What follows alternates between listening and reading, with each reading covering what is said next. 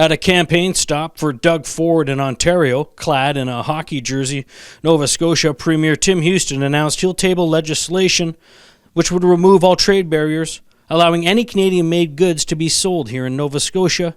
He hopes other provinces will follow suit. Together, we will take the first meaningful step to eviscerate internal provincial trade barriers. The remarks made 3 provinces away caught opposition politicians here off guard.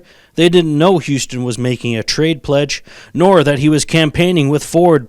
It is insulting to Nova Scotians that when the Premier finally decides to unveil anything in front of a microphone about his response to the tariffs, it happens in Milton, Ontario with Doug Ford to an Ontario audience. We've been talking about tariffs for weeks, we've been talking about interprovincial trade for weeks, and I think it's insulting to Nova Scotians that he made that announcement on a campaign stop in Ontario. Premier Houston's seat was empty in Province House today. He traveled with Ford to Washington, D.C. to discuss tariffs with the U.S.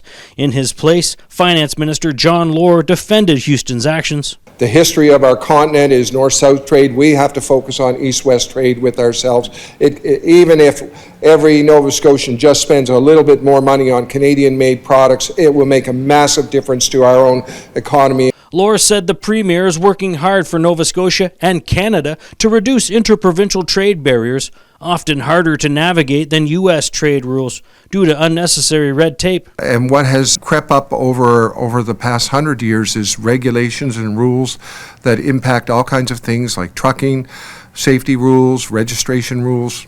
The Nova Scotia PC party paid for the Premier's trip to Ontario, said the Premier's office, not the taxpayer.